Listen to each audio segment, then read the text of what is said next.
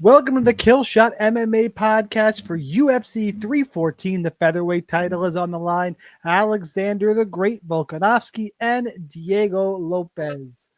I am Sniper. With me always is Monk, and we got, I think it's 13 fights to break down. I'm going to talk DraftKings strategy, maybe throw in a little bets in there, but mostly we're going to focus on the DFS. Tons of helmets at the top of the leaderboard again last week. I saw. I think both of us, we 10-2 or 9-3 on picks. Personally, I missed on Reyes McKee, which is a bad place to miss on. So I just take my Oleksiejczuk bet and be happy with it, I guess, and move on about my day. But plenty of helmets. Make sure you join DFS Army. Link down below on YouTube, wherever the fuck you're watching or listening. Go sign up, get in the Discord, ask questions, read cheat sheets. That being said, we haven't heard from Monk yet. He's doing all the pointing, but if you're listening, you're like, who is this other guy? Is this Sniper going to throw his voice, or what's going on? Monk, you did nail Reyes McKee. How was your week last week? Pretty good. Somehow I picked him for my kill shot, which was awesome, but somehow I didn't pick him on the website, which was a shame because I could have gone 10-2. Definitely missed Oleksiejczuk, and I missed one more. I don't remember, but I told you on Ode, but you told me on Reyes, so we'll call it a draw. That's true. And I mean, I gotta toot my own horn about Chang Ho Lee as well. Scored fantastically. And yeah, did very well in the Ironman as well. So I am looking forward to UFC 314. And just a spoiler alert, if you like underdogs, you're gonna hate me this week. If you like underdogs, you're gonna love me this week. Guys, there are 13 fights. I picked 7 underdogs. I picked 2 fighters older than me. I am not young. This is a problem. A real big GPP week for me. But you know what? As I was just telling Geek, who said at some point he's going to rejoin us. For what it's worth, we do these on Tuesdays. I think we're among first out in the industry. Got it. I think my cheats are done Tuesday morning to afternoon. Like no echo chamber. I see people copying me sometimes. I've seen it, and it's hard to know whether they're really copying or it's same opinion because it's how I saw the fight. But sometimes the verbiage, and you're like, man, really? But no echo chamber, original thoughts, more tools at DFS Army, strategies given out. By the way, if you are a DFS Army member, ask questions. Definitely do me a favor, keep them in the general channel. I'm getting flooded with DMs. I stopped answering half of you guys, and I don't want to be a dick, but and half the people I respond to, I'm like, ask the question in the channel so I can respond there and answer this question once instead of 10 times. So I do answer a bunch of the DMs though, and tag us. I should answer less, and the channel though is the Wild West sometimes. Fun times, fun on fight nights. By the way, if you are looking for a good community of people who are only slightly out of their fucking minds. That being said, make everybody some money. I guess is enough intro this week. Tooted our own horns a little bit. Talk about how many dogs I'm about to pick. Monk, the question, as always, top or bottom? We got to start at the bottom this week. All right, we have to. Let me pull up fight odds here. By the way, the fights that were canceled on this card: no Alberto Montez, Roberto Romero, no Jeff Neal, Carlos Prates. Wish we still had that fight instead of fucking Gary Prates. Gross. Saruki and Chandler is off. Burns, Morales, and Pantoja, Kaikara France at some point was supposed to be on this card. I am a little sad we're not getting that fight. I know we got it, but it's a good one. I think it's a good fight. All right, that being said, let's start at the bottom of the card. The first fight we do have, and it's the first underdog, and I feel so no, it's just kind of how I picked. But we're going to talk about Nora Cornolle and Haley Cowan. Cornolle is -170. Cowan is +145. Your fight goes to decision is -190. DraftKings salaries for this fight. Cornolle is 8,600. Cowan is 7,600. Look, there's a lot of good fights to target this week. This ain't one of them. All right. The reason why I can't totally cross it off is because I'm going to lean towards, shocker, I know I said it a bunch, the underdog in this fight. I think even if you like Cornolle, how does she end up on the optimal? Is she really going to get a finish? She's not going to grapple. I think Cowan has the grappling upside. You've seen it before. I think she has the wrestling advantage. I think it's going to win her the fight. It's real close. Honestly, I picked 7 underdogs. A few of them I picked at a principle because I felt like the line was wrong. I'll kind of identify that. And the pick is the pick. That is the pick. But the odds may have swayed me like, this ain't right. I'm going with the dog. I think this fight honestly should be, I know it's not that big of a, Cowan's not that big of a dog. I think this fight should be basically a pick 'em.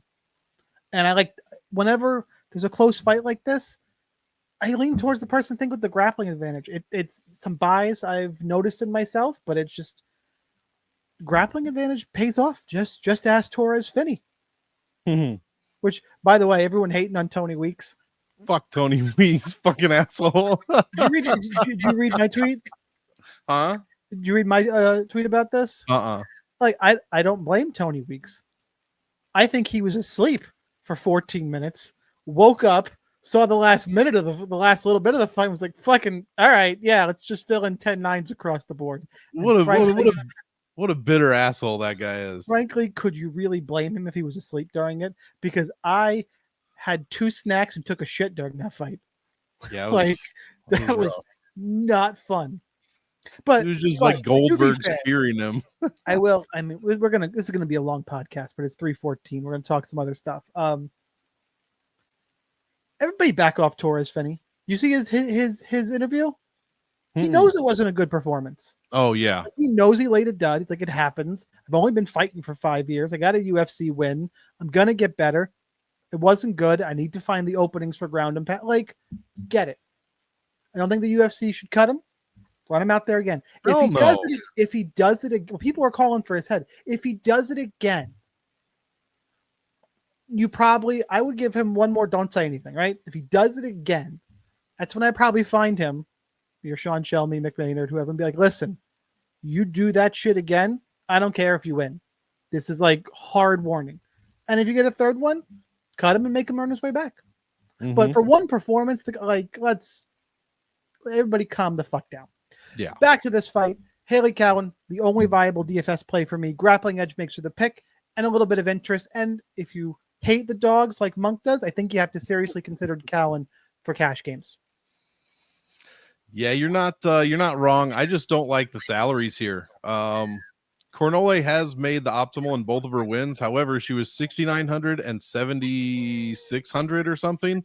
Also, she could very easily be 1-2 in the UFC. She should not have won that Edwards decision, but she was 7,900 in that one and somehow made the optimal with 74 points. But now she's 8,600. Has only shown grappling against Pure Striker and Cavalcanti, and she did not win that fight.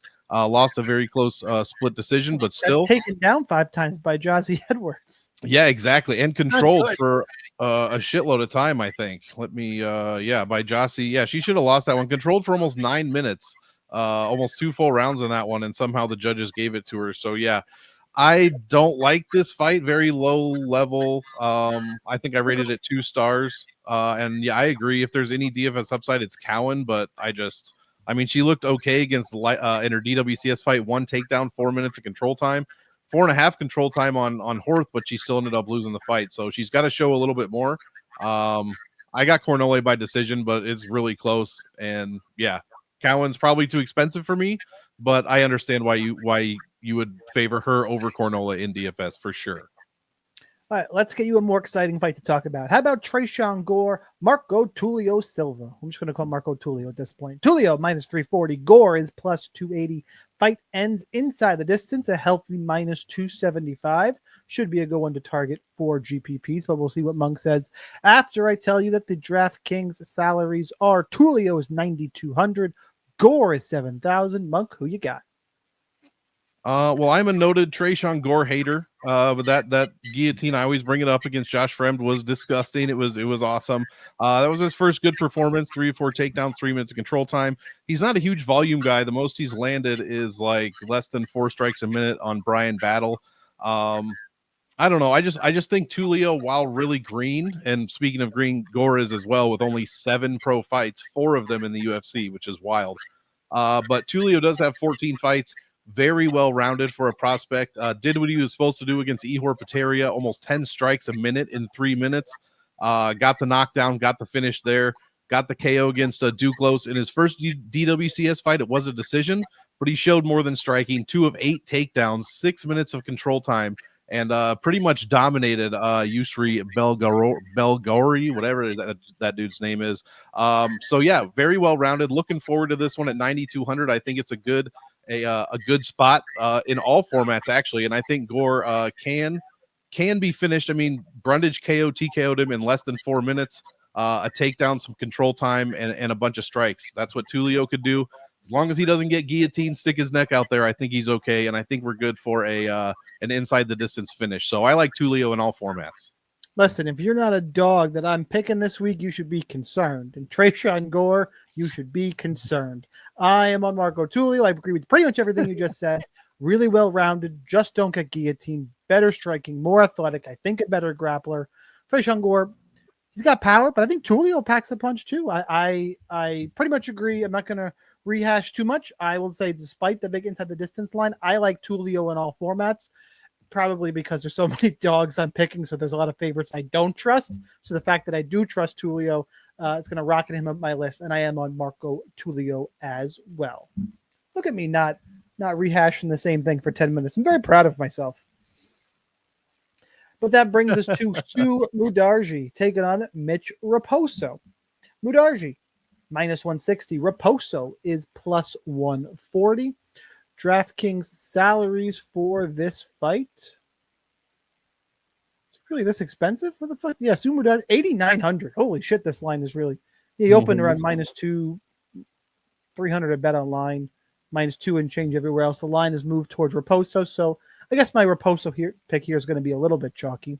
8,900 for him, 7,300 for Raposo. Fight goes to decision, -160. So again, this is another place where you need to be considering the dog in cash games because it's a fight that goes to decision with a live dog.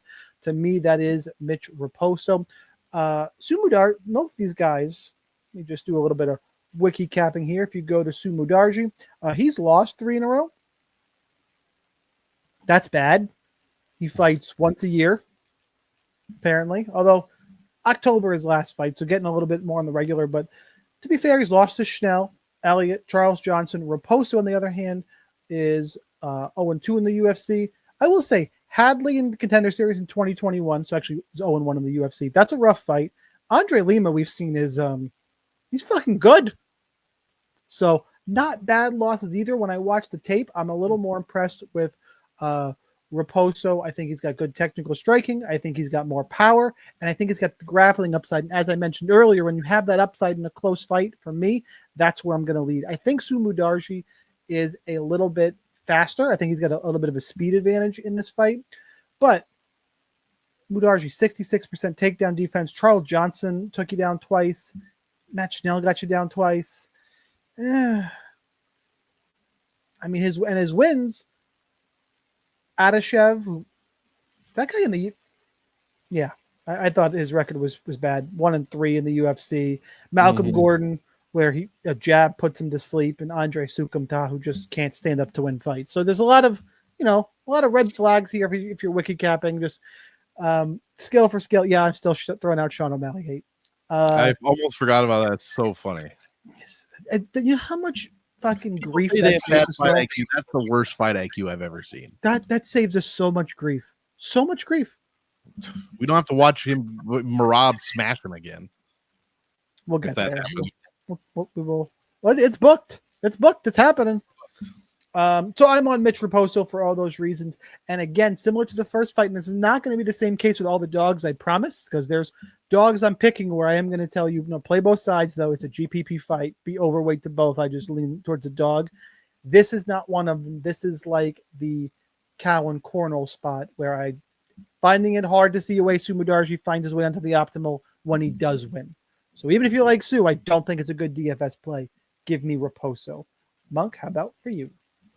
I did pick Sue, but you do make a good argument. I picked him just because his striking. Obviously, he's the striker, a very high volume striker. He's extremely big for the division as well. He's like 5'8".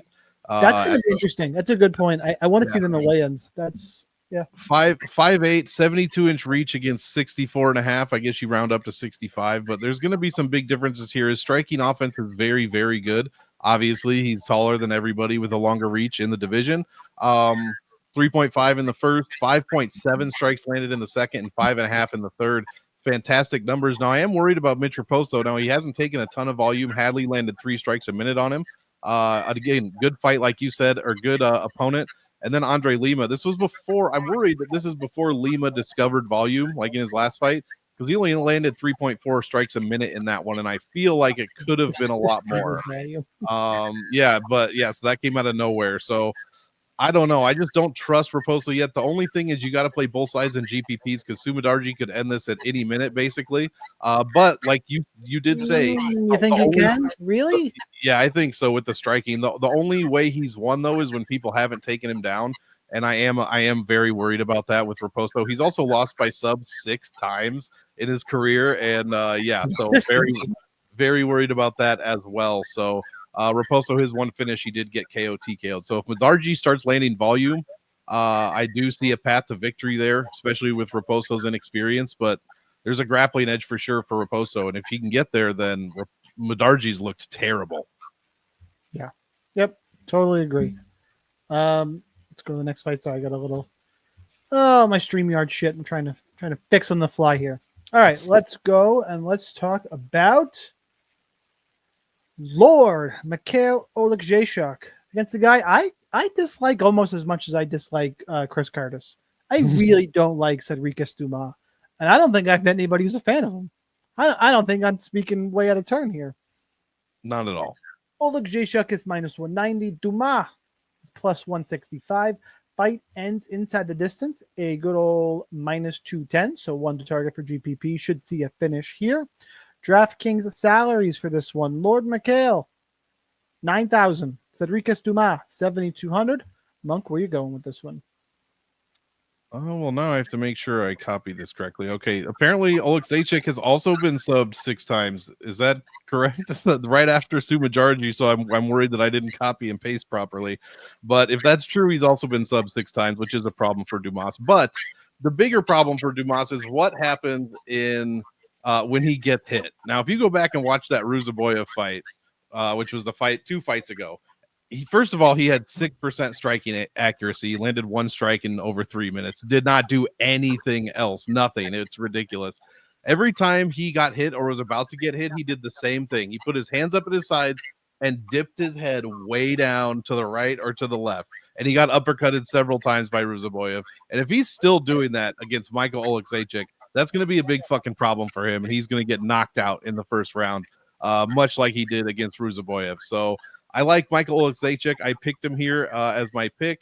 But like you said, huge GPP fight. Oleksiejczuk is extremely front-loaded, 6 points a minute in the first, or strikes a minute, 4.3 in the second, and then all the way down to 3.2 in the third. His one decision he won, he scored like less than 60 points. It was just awful. So, yeah, he's 7-1 as a favorite in the UFC. Give me Michael Oleksiejczuk to get this done early against the terrible striking defense of Dumas. But if he can't, and if this gets extended, yeah, you're going to want to have some Dumas. Although if that happens and he doesn't get a finish, neither guy is going to score well in a decision. So that's the risk you're going to play here. I think Oleksiejczuk has the much bigger ceiling, so I'm going to be higher on him this week. Yeah, I pretty much agree. Dumas is not one of the dogs I picked. Personal bias aside, I didn't like how he reacted when he gets hit. It's a high variance spot though, because Mikhail should be better, but he does. Both guys have plenty of losses on their records. He finds a way to lose fights. He for a little while is caught in that middleweight, light heavyweight purgatory. How is he going to look here? He can grapple here. He could grapple Dumas. Honestly, I think he's got bigger power. But if he stands and trades with Cedric Dumas, Dumas definitely live in that type of fight, 1,000%. I think it's a high variance spot. This is one where I'm on Lord Mikhail, but I'm going to mix in a little bit of Dumas. Luckily for me, the other dogs I like, so I'm not going to play a ton of him. But do not get caught with your pants down here on Dumas with a knockout. I think it's possible.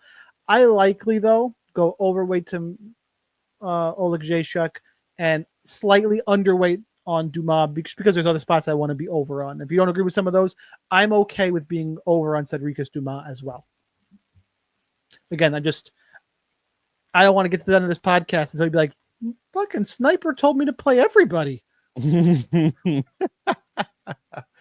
So I'm going to start saying that a bunch, but I've been down on a lot of the first 4 fights. I think there's a side, if not both, in the first 4 fights that I am not high up on. This is one where I'm going to tell you play both sides. Julian Juicy J. Erosa is minus 330. Darren Elkins is plus 270. Fight ends inside the distance, minus 135, just north of 50-50 there. DraftKings salaries, Erosa's 9,300, second most expensive fighter on the card. Darren Elkins, 6,900, second cheapest fighter on the card. And the first of the 2 sub 7,000 millennials, older than me, 40 plus years old, that I am going to pick. Let's pull up Darren Elkins here, who, by the way, is turning back the fucking clock here. He's won 3 of his last 4 fights. And he lost to a grappler last time out. I mean, actually, go back further than he's 5-2 in his last 7 UFC fights. And he's had 7 fights in under 5 years. Like, say what you want about the old man, but that in itself is something. Now, that being said, why am I picking Darren Elkins? Well, Julian Erosa, he's got 58% takedown defense. Yes, he beat Christian Rodriguez. This is when C-Rod got punished for eating too many tacos and trying to be a weight bully and go up a weight class, if I believe, for whatever that's worth. And then Ricardo Ramos is a good win, but Ramos gets guillotined by fucking literally everybody can guillotine Ricardo Ramos. Like, I wish Ricardo Ramos was in the same weight class as Tresean Gore, so I could bet my house on Tresean Gore by guillotine. Like, plenty of wins for Juicy J as well. I think the grappling is the issue here. By the way, 4 straight fights of Julian Erosa end in the first round. The dude is aggressive, shot out of a cannon. Why am I concerned about Darren Elkins? Well, because dude gets hit a fucking lot and then has to survive it and come back late. But he also can grapple. Doesn't always get hit a lot. He can grapple, get takedowns. And I've seen Erosa comfortable off his back before and get stuck there. You go through Erosa's fight log, it's full of points. You go through Elkins' fight log, again, it's full of takedowns and points. Can he get finished? Absolutely. Cub Swanson got him out of there in the first round. It's possible. He's not as durable as he was because you shouldn't be, because CTE is real. God bless Darren Elkins. It's given us all plenty of entertainment. I hope he's okay in 20 years. Sincerely. Because I'm a little worried. That being said, it's the grappling thing. It's the grappling and the way Erosa fights that just makes me think Elkins is live in this one. I'm going to tell you that this one is not as strong of a pick as the other 60, as the other sub 7,000 fighter I'm going to pick. I think I have a stronger take there at bigger odds. I am going to be over to both Erosa and Elkins. That's not the case on the other fight. This is one I'm pretty much all in. If this fight doesn't score well, fuck me. And that's where I'm going with it. So, but give me Darren Elkins to pull an upset, but play both. Monk, who you got? I'm going to be on the other side here. I like Julian Erosa. The price tag is kind of crazy, but I mean, honestly, Erosa's wins are so much better than Elkins. Like, you listed his last 5 wins, like Garagori, Minner, Connolly, TJ Brown, Daniel Pineda. Like, who's the best guy there? Pineda's not terrible. Pineda. But none of them are as good as Christian Rodriguez, probably. I mean, he beat Steven Peterson, Dawoodu, Jourdain, Nate Landwehr, who Elkins lost to, and he beat Sean Woodson, who I think that's his only loss.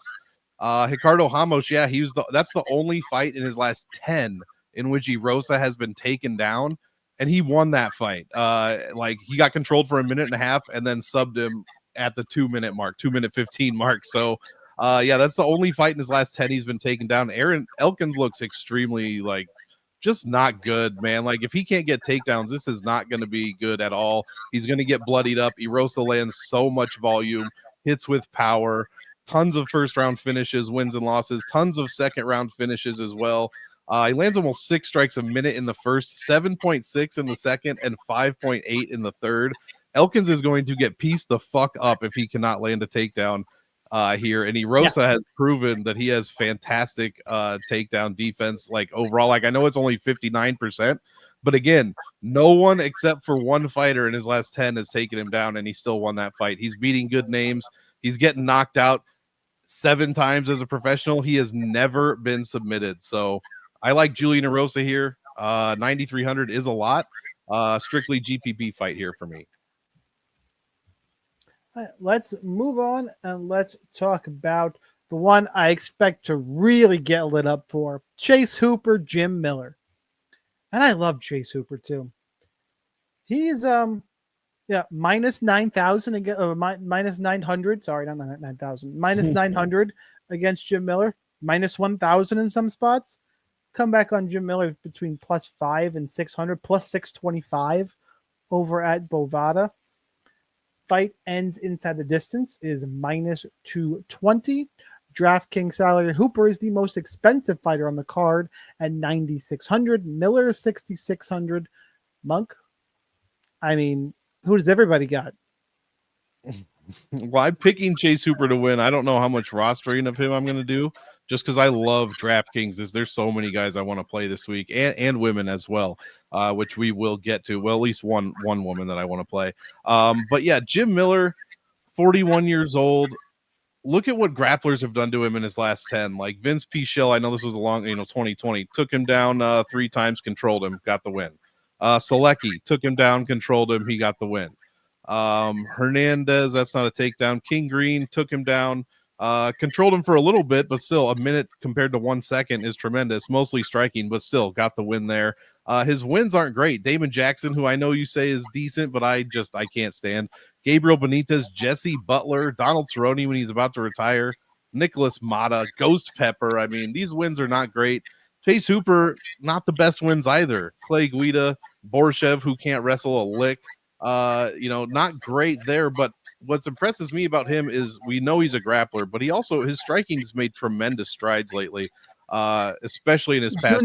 Do not say against Borshev. Not against Borshev, but I mean, it has made really good strides. I know his strength of schedule is very poor, but honestly, Jim Miller's just looked not great against grapplers overall. And if he's going to get taken down and controlled, which can happen against Hooper, this is probably not going to go well for him. So I'm personally not going to be rostering a ton of Hooper. And GPPs, I think a little bit's fine, but don't go crazy. At least I'm not. At 9,600, I think that's crazy. Maybe a little bit of Miller too as a punt, but yeah, I'll be getting value elsewhere, but I'm going to pick Chase Hooper to get it done. Probably by decision. Honestly, Jim Miller has a ton of fights, 17 losses in the UFC, only 3 submission losses, 2 KO losses. So tons of decisions here. Yeah, look, Jim Miller, by the way, got taken down by King Green. Everyone has said that to me. Jim Miller was barely alive at that point. He'd been punched in the face so fucking many times. So let's get rid of that. Okay. Chase Hooper, great grappler.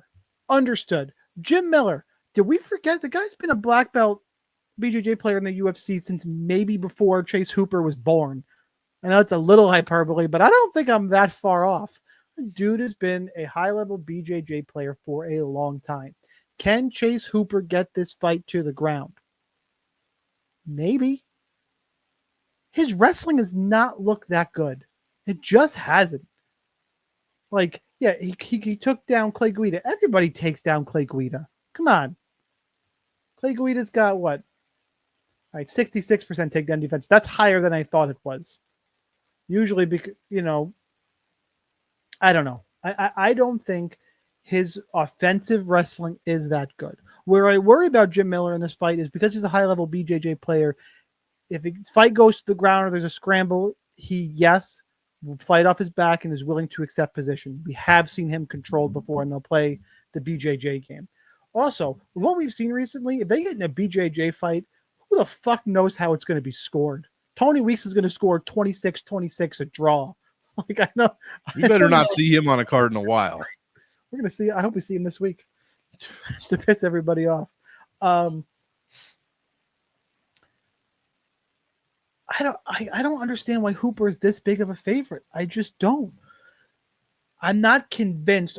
Is everybody so sure that he can get Jim Miller to the ground? Is that what we're saying? And then on the feet, yeah, his striking is better. Jim Miller is good. Miller's 50% takedown defense. It is concerning. I'm a little stunned at how confident everybody is. So, that being said, whether you agree, disagree with that take, I'm on Jim Miller. I think he can keep the fight standing. Close fight on the feet. I'll take Miller. That being said, DraftKings wise, definitely on Miller for that reason. Any win at this price is going to be fine. I'm going to be under on Chase Hooper. And if he controls Jim Miller and smashes him, I probably had a tough week. Am I going to fade Chase Hooper? No, because I think he's going to be what? 40% owned? Like, I think he's going to be pretty popular. The most expensive fighter usually is. And he's got a name at this point. Good logs. Let's say he's between 35 and 40% owned. I'll come in around 15 to 20%, probably. I'm just going to be under. It's hard to pay off this tag. I don't believe in the line. I want some leverage on the under. So I'm playing 150 this week probably, and that's how I'm going to approach it. I don't like get the line. I'm not convinced Chase Hooper can get the fight to the ground. We've seen in the past when he can't get the fight to the ground how much trouble he's in. Let's see what happens here. I am also a little concerned that Jim Miller's also super fucking old. Like, he's my age and get out of bed and just shit hurts for no reason. Granted, I'm not a world-class athlete, but you know. All right. Are you super excited to play Virna or Jan? Because yeah. Oh, yeah. I'm huge on Virna Jandiroba this week. Gigantic. I think she wins, but you know what my problem with her is? Let me do the fight intro, and then I'll give you my problem to kick it to you, and you can assuage my concerns here. Virna Jandiroba is minus 147. Jan is plus 127. Fight goes to decision is minus 170. DraftKings salaries, Virna is 8,300. Jan is 7,900. And Monk, here's that concern. Virna is 8,300, right? Patty Pimblett's 8,400. Michael Chandler, 7,800. Volkanovski's with 5 rounds is 8,200. Diego Lopes is 8,000. I mean, she's going to jam the entire mid-range in. Like, it's hard to click Virna over one of those four. So what do we do? I think I saw Virna at 83 and Alex at 82, and my eyes lit up like a fucking Christmas tree, man. Bring Krylov in at like 88 or 89. Oh my God, I'm starting to get crazy. Watch out for Krylov. Watch out. Watch out. Watch out against Reyes for Krylov. Yeah, I love Virna here. Yan Jiaonan for one reason. Yan Jiaonan can't fight against grapplers. She looks fucking awful. Zhang Weili, I know that's the best in the world, did obscene things to her over 25 minutes and scored 1,000,000 points. She got a majority decision win over Mackenzie Dern, which is kind of bullshit because Dern took her down twice, controlled her for 9 minutes, and scored 93 points in a loss to Yan Jiaonan's 90 points in a win, meaning she only scored 60 actual points without the bonus. And Dern outscored her by 33 fucking points in 25 minutes. So that was not a good look. And then Carla Esparza, of all people, back in 2021, 3 of 3 takedowns, 7 minutes of control time. And right before the 8th minute or the 9th minute, Esparza finished her in that one, scoring 137 points, which is what, 67 points in 8 minutes. Just obscene amount of points given up by Yan Jiaonan. I think I wrote this week, I did the math. It's like she gives up in those 3 fights 4.94 points per minute overall. And that, what does Virna do? Outside of the Kanako Murata fight in her last 10, she's landed takedowns in every fight. She's outcontrolled her opponents in almost every fight, including Mackenzie Dern, even in a loss, and has looked absolutely fantastic in her last 4. No, she generally doesn't score the best, but at 8,300 and the amount of points that Yan Jiaonan gives up to grapplers, yeah, I'm going to smash Virna Jandiroba into a ton of lineups this week. You're going to smash Virna? Yeah, absolutely. And Yan Jiaonan I'll play a little bit in GPPs, but outside of a KO, which I don't think has ever happened to Virna, No, she's never been finished. Yeah, I just don't see how. First of all, how does Yan Xiaonan score well without a knockout? The answer is she doesn't, because she's only a striker. And again, she's terrible against grapplers. So give me Verna 8,300. I love this spot in all formats. So I'm with you on the fight pick. I like Virna as well. Agree she's going to grapple her. Agree Jan has minimal upside. I'm not as high on Virna compared to. I want every piece of the Pimblett Chandler fight, and I want every piece of the Volkanovski Lopes fight. And there's plenty of really cheap fighters I think can put up a big number. And you start going, just how is Virna going to find a way in the optimal? I'm not saying it can't happen. I'm going to have her. I'm interested to see what the ownership is going to be. Because if she's 40% owned, I might be a touch under. She's not going to be 40%. If she's going to be like 15, 20, I'll be over. I'm going to have Virna around that 30% range. Would be my guess. So agree with the fight breakdown. Jan will be sub 10% for me, maybe sub 5, like just real far down my my list. All right, let's talk Dan Ige, Sean Woodson. By the way, Sean, same name, the sniper. Same nickname. How do I not pick Woodson every fucking fight? It's hard. It's hard not to. Woodson's minus 170. Ige is plus 145. Fight ends inside the disc. Sorry, fight goes to decision. Goes to decision is minus 225. DraftKings salaries here. Woodson is 8,500. Ige is 7,700. This one goes down the list in terms of DFS priority because we're probably going to see a bunch of striking for 3 rounds. Both guys have power, so I can't fade it. Woodson's got such a long reach advantage. I've seen Ige knocked down a shit ton of times. I can't fade the fight for those reasons. Those are the reasons why I'm going to pick Woodson as well. I think he's cleaner on the feet. I also think if Ige starts shooting, Woodson throws nasty knees. I think there's plenty of ways Woodson does get a finish here. And picking against 50K Ige is a little bit scary, but again, I think it's a bad matchup. Woodson presents a lot of challenges with his freakish frame at this weight class. So give me Woodson. Is it the best fight to target overall? Absolutely not. Bottom tier fight to target, but I like the sniper. Shocking, I know. I agree. I mean, I've tried to fade this guy before, and it just simply doesn't pay off. Like I said before, that's been a mistake for me too. Exactly. Yeah. His only loss, like I said, is Julian Erosa. In fact, if you would have put $100 on this dude in all of his UFC fights, you'd be up 48.5%. So let's quit fading Sean Woodson, I guess, right? 6 strikes a minute in the first, 5 in the second, 5.8 in the third. Ige much lower volume than that, and I think this is just a bad matchup for Ige, who is also 4-6 in his last 10. Again, fighting fantastic guys. I mean, the people he's losing to are like the best people in the division, pretty much, give or take, a couple spots. But either way, looked decent. I mean, gave Lopes the closest fight that he's had really overall on like 3 hours notice, so that is impressive. But I just think this is a bad matchup for him. Woodson, 7-inch taller, 7-inch reach advantage, should be able to strike him, should be able to get him against the cage, and like you said, land those knees. Ige probably will shoot takedowns because he's going to get outstruck, but he really doesn't. I mean, he doesn't shoot a ton. He's landed like 3 in his last 10. He shot 3 against Murphy, 1 against Lopes, 1 against Jackson, 4 against Emmett, and 4 against Zombie, and those were back in 2021. So it's not really a ton of takedown volume. Not a huge target for GPPs unless you're finding a knockout here, in which I would favor Sean Woodson. But I'll have a little bit of Ige. But like you said, I favor Woodson. I'm picking him, but this is down the list on GPPs because neither guy scores well in decisions like whatsoever. Yep. Agreed. All right, let's move on to the main card. Nikita Krylov, Dominic Reyes. Krylov is minus 185. Reyes is plus 160. Fight ends inside the distance. A healthy minus 215. Your DraftKings salaries for this one. Krylov is... No, he's not that expensive. What the fuck? 8,800. Reyes is 7,400. Monk, who you got? Well, first of all, I mean, just play this fight in GPPs. No matter whose take you want to listen to or whose take you like, play it in GPPs because one of these guys is getting knocked the fuck out or put to sleep.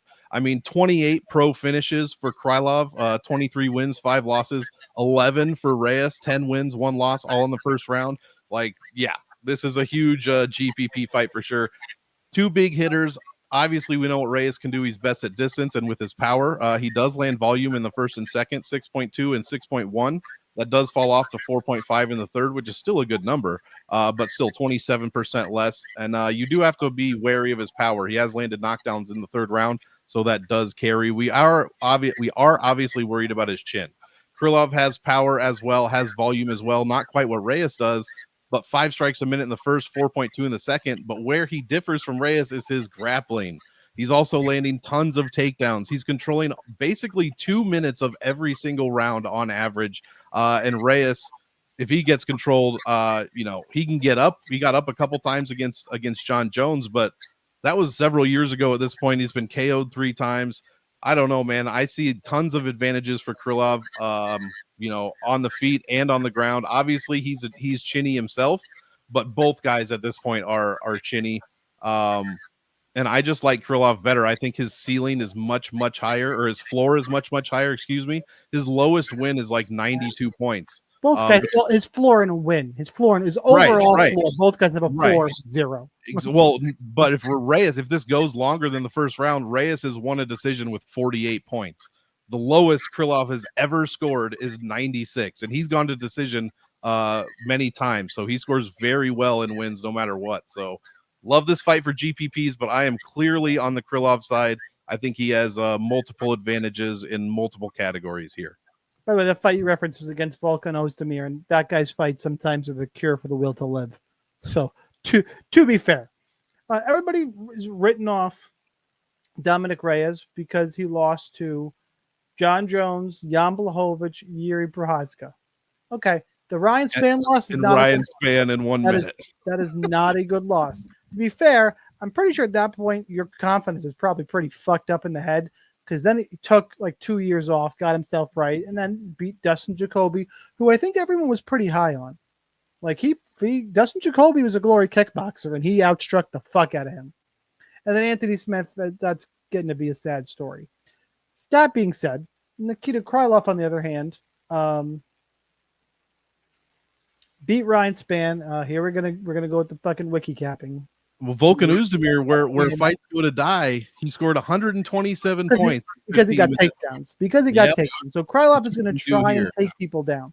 That's what's going to happen. He's going to try and take Dominic Reyes down. Dominic Reyes got 82% takedown defense. John Jones was 2 of 9 trying to take down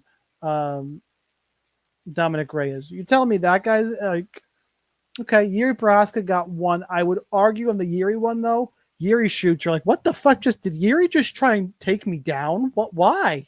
Like that's the equivalent of King Green shooting a takedown. Look, I think he's gonna have a hard time taking this fight down. And similar to what was the fight we just referenced earlier? Oh, Darren Elkins. If Darren Elkins can get a takedown, I will admit Juicy J's gonna fuck him up. If Nikita Krylov can't get a takedown, Dominic Reyes is gonna fuck him up. My opinion. I think Reyes wins this in the feet pretty handily. I think that's how this one plays out. That being said, I see the path for the takedowns. I'm going to be over on both guys. This is one that I referenced earlier in the show that I'm going to be overweight on both guys, but I like Dominic Reyes here probably, I think, more than the public is going to. So, and by the way, just ranking the dog plays, I like this dog play more than I like Miller, Elkins. Looking at the other ones really quick. More than I like Cowan for sure.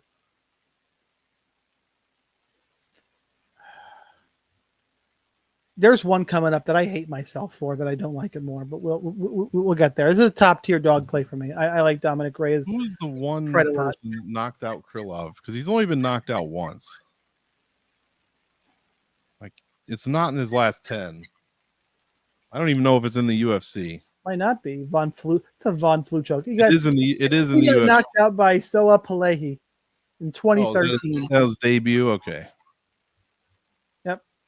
So it hasn't been knocked out in 12 years. Yep. It's going to be a good one. It's going to be a fun fight. Totally see it, but I'll be overweight to both guys. Unless Krylov gets chalky to the point where that's not possible, but on this I don't card. think It's so. going to be hard. I'm hoping he goes overlooked this week with Pimblett Chandler there with Silva above him. I hope he gets overlooked this week. Well, we're going to talk about Jean Silva in a second, and you're a fighting nerd's butt hugger, so you're going to fucking hate me when we get there. For what it's worth, I hate myself.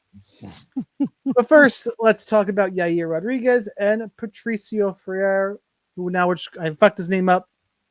Can't roll R's. Fuck him. Now he's Pitbull. We all know he's Pitbull. We all know he's the former Bellator champ, Pitbull. Now we can say it. Yair's minus 195. Comeback on Pitbull's about plus 170. Fight goes to decision, minus 140. DraftKings salaries for this one. I think at some point we skipped the fight or we flipped the order, but I don't think so. Yair is 8,700. Pitbull is 7,500. No, we got. Yeah, if I go first, I'm supposed to go first now, right? Yeah. Yeah, somehow I started. We flipped the order. I don't know. Yeah. I don't know about that. We in terms of how we were talking, but regardless, you get to go first for the main event. That's fine. I'll go first for Yair and Pitbull, and not a great DFS fight, guys. It's gonna be fun to watch. Should see striking. Should go to a decision. 3 rounds. Okay. Cool. I think Yair, younger, a little more dynamic striking. I give him the slight edge in this one. I probably agree. The odds might be a touch too wide, but for the most part, I think they're about right. I don't see a ton of DFS upside in this one. This is one where I think people see name value and are going to play more than they should. I'll be underweight here. I give the edge to Yair. How about for you, Monk? Same. I like Yair. I'll be underweight. Patricio, I mean, I'm a stat guy. I don't know much about him outside of, if I don't have any UFC stats, I got to kind of wiki cap. Been around Bellator forever. Is 1-2 in his last 3. Lost to Sergio Pettis, and I forget the gentleman's name from Ryzen. But yeah, 12 KOs, 12 subs, and 12 decision wins in his career. That's pretty impressive no matter where you're fighting. So, but still, we are now in the UFC and not Bellator. Somehow, Yair Rodriguez has made the optimal lineup in both of his last 2 wins. And I'm trying to figure out, we put up 102 against Emmett and 104 against Ortega, and he was relatively low salaried as he is this week. But in his last 3 losses, his opponents have also made the optimal lineup. So 5 of his last 5 fights, someone's made optimal. If you're going to tell me that, then I'm going to roster Patricio or Pitbull rather for DFS purposes and GPPs. Not touching this one in cash because, like you said, if it goes to decision, Yair really doesn't score well. I mean, I just said he made the optimal with over triple digits, but the featherweight average in finishes is like 105, so he's still 2% under. He's well under the decision average overall. And so, yeah, I'm not too high on Rodriguez, even though I'm going to pick him to win, like you said, by decision. If there is any DFS upside here, I'm thinking it's coming from Pitbull, man, to be honest. And without stats, that's hard to do. But I'll throw a little bit in there just because Yair, when he loses, let me just get this number out there. When he loses, his opponents score on average 124. He did give up 153 once, and if you take out the highest and the lowest, that average actually goes up to 129.89. So he allows a shitload of points when he loses. Play a little bit of Patricio, but other than that, I'm going to be looking for value elsewhere. Yep. And who's going to win between a Panther and a Pitbull? That's a tough one. Probably a Panther. That's what I'm saying. Oh, God. We got to talk Bryce Mitchell, John Silva. God damn it. Silva's minus 240. Mitchell's plus 205. Fight ended at a distance, minus 200. DraftKings salaries. John Silva is expensive. He is 9,100. Mitchell 7,100. Monk, as the resident fighting nerd lover on this podcast, I guess you got to go first and defend your boy John here. That is me. Look, I am picking John Silva to win, so I will start with that. I am picking the nerds for sure over Bryce Mitchell, but big but. The line is too wide. Simply put, the line is too wide. Silva's looked great in his first round wins. I mean, he scored a ton of points and he's looked fantastic, but Against Drew Dober, he put up like 66. In DWCS against Kevin, I cannot say his last name, and I don't know why. Vallejos, that might be the closest I've ever gotten. He only scored 70 points in that one if you would have put DraftKings scoring to it. So if these fights get out of the first or early second, he's not scoring very well at all. And against Jourdain, who I would not really classify as a grappler, took him down 3 times. That's the big concern everyone's pointing out that I agree with. Yeah, took him down 3 times, only controlled him for a minute. So I mean, he still got the finish right in early in the second round. So at least he didn't get controlled for a ton of time, which he really hasn't been at all in any of his fights. Bryce Mitchell's for sure going to test that shit. All this dude does is wrestle and control fighters. And if John Silva gets taken down and he's on his back like he was against Jourdain for a little bit, it's going to take more than a minute 17 for him to get up against Bryce Mitchell. That is what I'm worried about. So while I am picking Silva, this is just a 3-star fight for me. If he wins and it's not a first round, if he doesn't Josh Emmett this dude, there's no way he's paying off his score, in my opinion. Even in the second round, he's not high enough volume where he could carry strikes into round 2. Well, he does land very 4.2 in the first, almost 7 in the second, and almost 6 in the third. But the concern there is Bryce Mitchell allows nothing because he controls everybody the whole fucking time. So that's the big concern. If he doesn't knock this dude out in the first, I'm scared that Mitchell's just going to wrestle fuck this guy for 15 minutes and nobody's really going to score well. But in Bryce Mitchell's case, he's only 7,100. So that's fine. So GPPs, I'm playing both sides, picking Silva, avoiding this in cash. I mean, I don't have a problem even rostering Mitchell in cash, not touching Silva. But if he doesn't get knocked out early, this is not going to go well for Fighting Nerds fans like myself. So, yeah, and people who hate Bryce Mitchell like me, I hate the guy. I'm still going to pick him. He is one of the dogs I've been mentioning. We kind of covered it. I think this is a big step up for Jean Silva. Drew Dober, super fun, has clearly fallen off. Charles Jourdain with 3 takedowns. The Weston Wilson win does nothing for me. Melsik Bagdasaryan win is fine, but this is a totally different fight.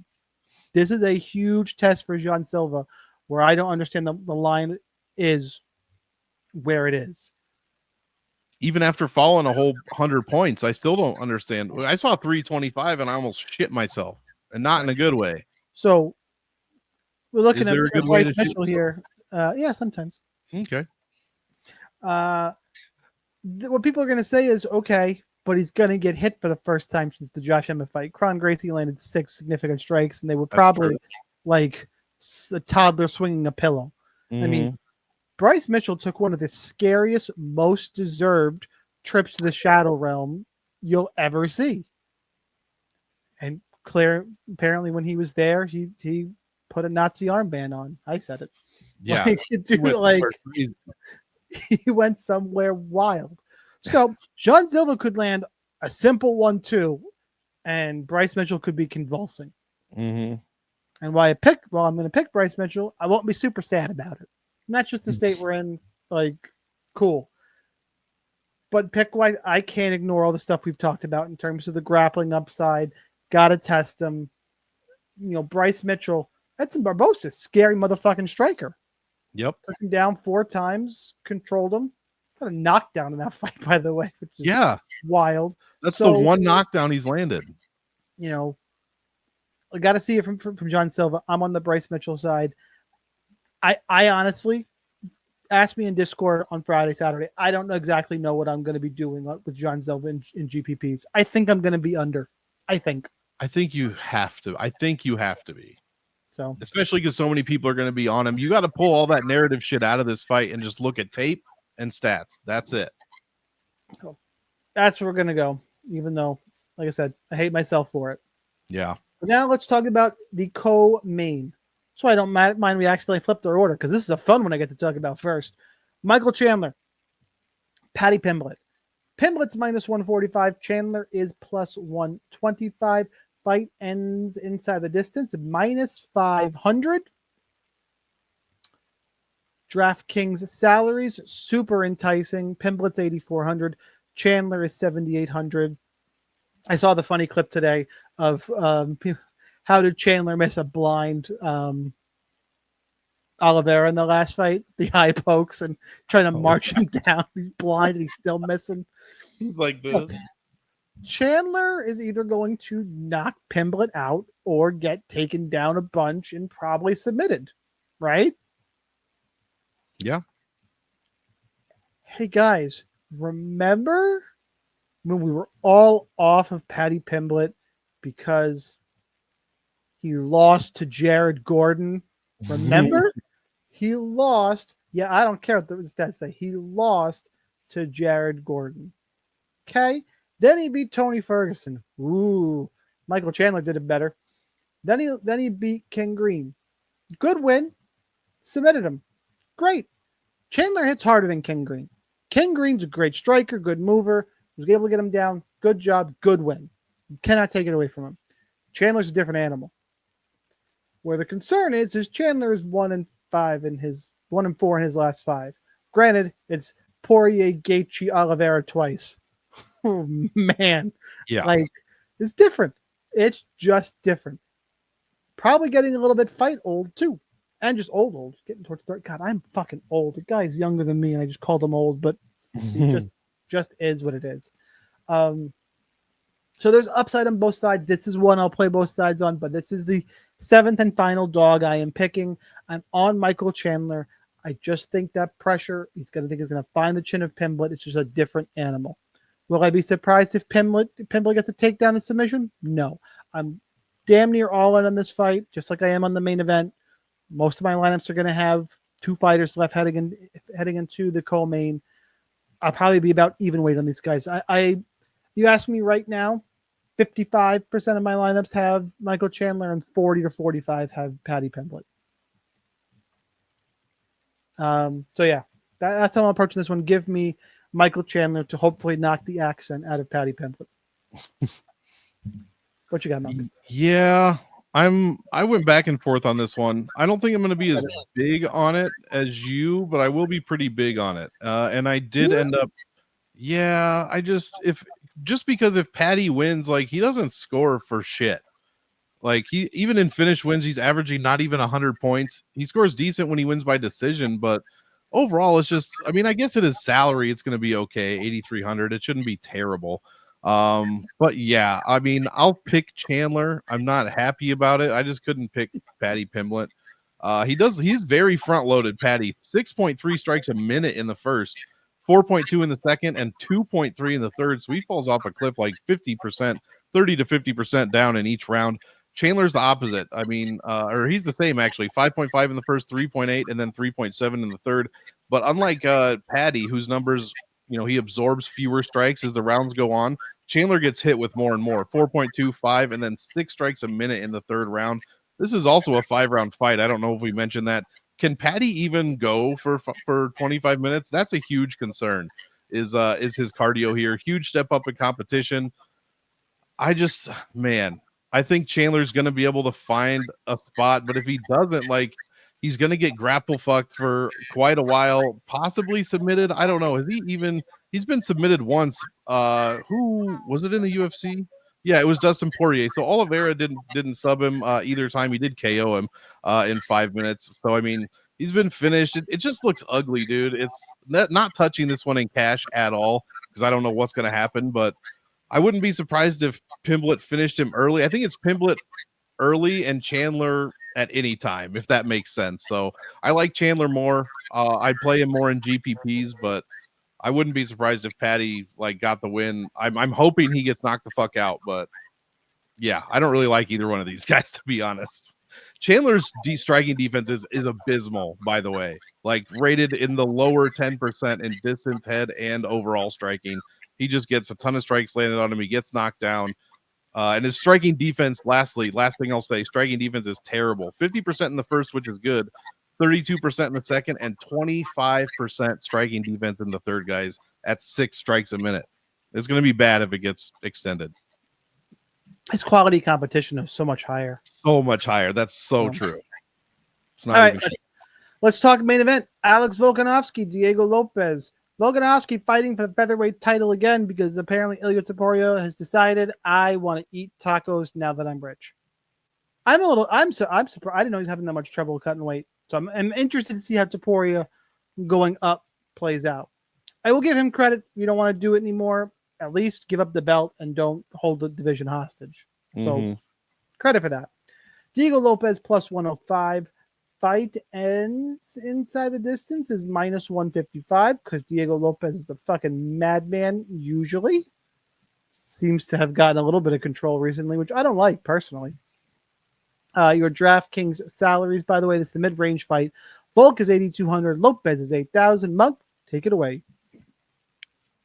Yeah, I'm going to go with and again. How about and again? Alex Volkanovski. That's what we're going to go with here. I mean, the dude is just levels above basically everybody in his own division. I mean, he's only lost 2 guys at 155, and technically Ilya was a very big 145er, so you could now officially call him a lightweight. So technically, I guess not technically, Volkanovski has lost all. Can you believe this is Volkanovski's? This is Volk's 10th straight title fight. That's insane. But he's lost 3 of his last 4 fights. Yeah, that is the weirdest fucking thing. That is wild. But I mean, we're talking about strength of the who Chandler has lost to. I mean, this might be even better.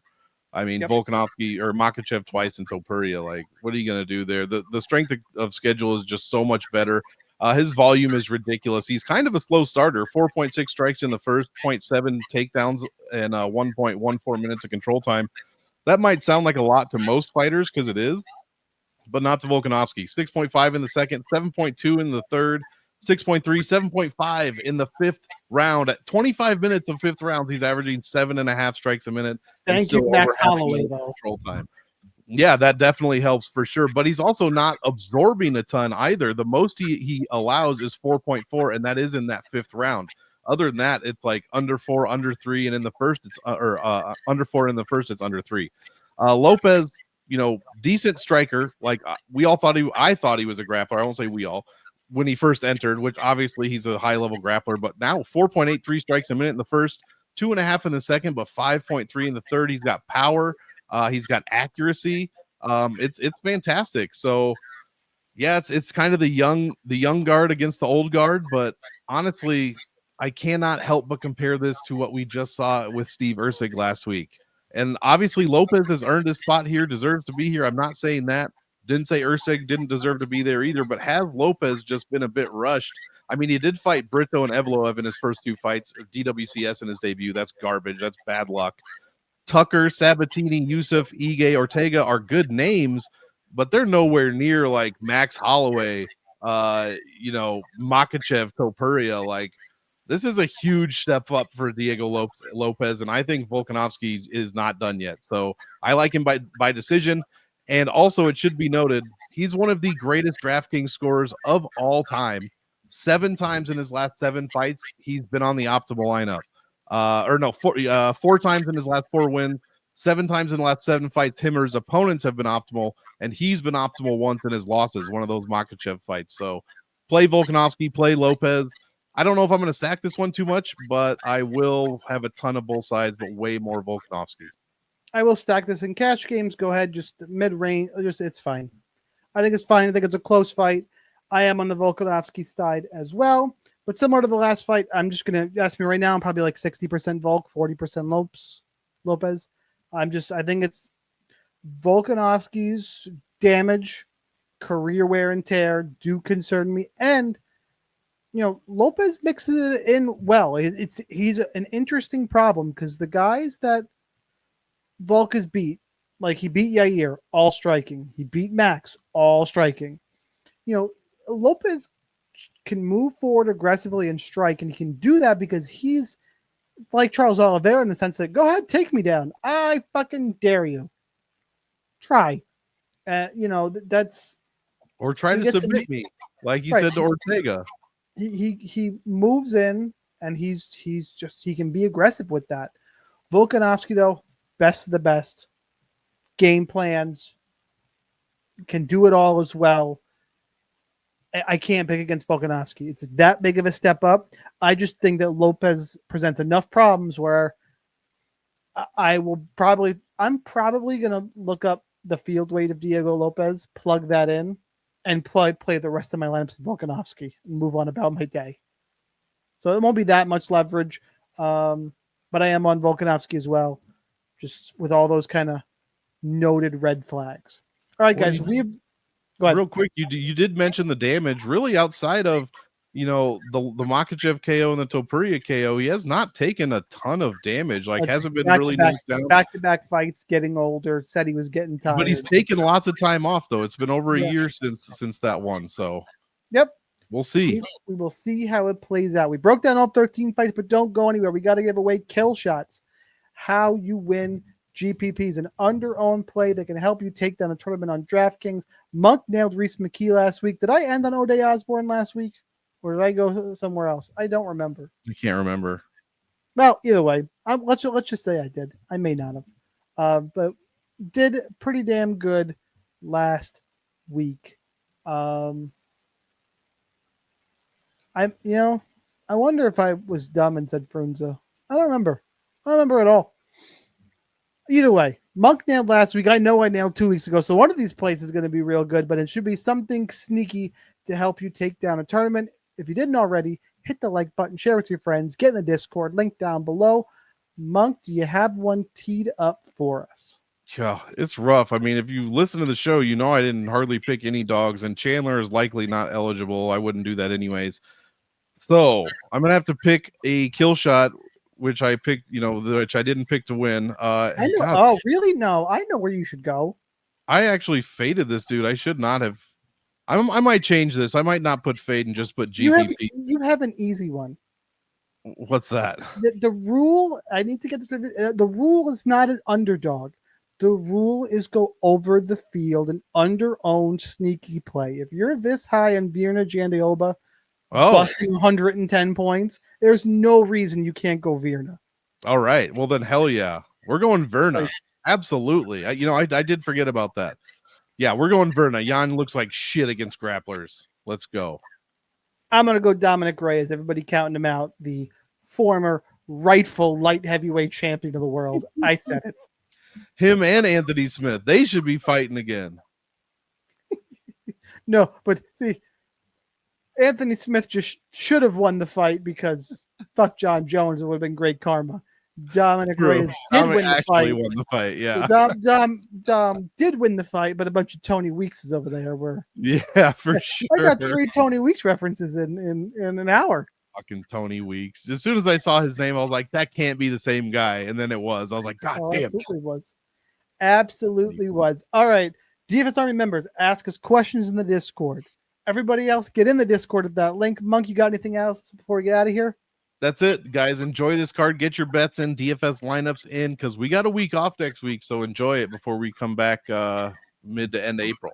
Happy Easter. Happy Passover. Happy anything else you guys celebrate. I know Ramadan actually ended, so I can't wish anybody a happy that. Not that holiday, by the way, I clearly not my religion.